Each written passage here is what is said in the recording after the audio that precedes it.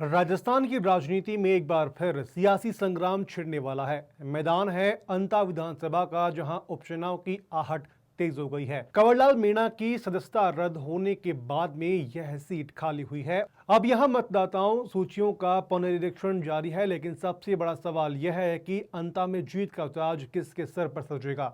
आइए जानते हैं अंता सीट चुनाव की राजस्थान में सियासत में हमेशा अहम क्यों रही है। पिछले 4 चुनावों में कांग्रेस और बीजेपी ने बारी बारी से जीत दर्ज की है।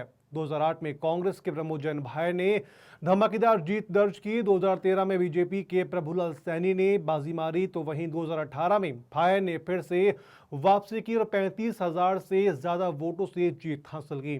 जबकि 2023 में बीजेपी के कंवरलाल मीणा ने कांग्रेस का किला ढहा दिया। अब जब उपचुनाव की तैयारी है तो जातीय समीकरण फिर से चर्चा में है। अंता में सबसे ज्यादा सीट माली या फिर सैनी समाज की वोट की है, करीब 20%। इसके बाद 20% वोट बैंक एससी वर्ग के और 16% वोट बैंक मीणा समाज के हैं। यानी कि जीत की कुंजी पूरी तरह से जातीय संतुलन पर टिकी हुई है।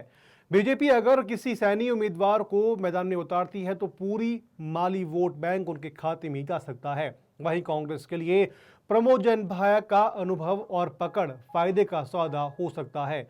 लेकिन मुश्किल यह है कि नरेश मीणा ने पहले से ही ऐलान कर दिया है कि टिकट नहीं मिला तो वे निर्दलीय चुनाव लड़ेंगे, और अगर ऐसा हुआ तो कांग्रेस का वोट बैंक बढ़ सकता है और इसका सीधा फायदा बीजेपी को मिल सकता है। यानी कि अंता का उपचुनाव सिर्फ कांग्रेस और बीजेपी के लिए बीच का मुकाबला नहीं है, बल्कि जातीय समीकरण और सियासी रणनीति का असली इम्तिहान बनने वाला है। तो क्या इस बार अंता में फिर कांग्रेस वापसी करेगी या फिर बीजेपी माली समाज का दाव खेल करके जीत अपने नाम करेगी?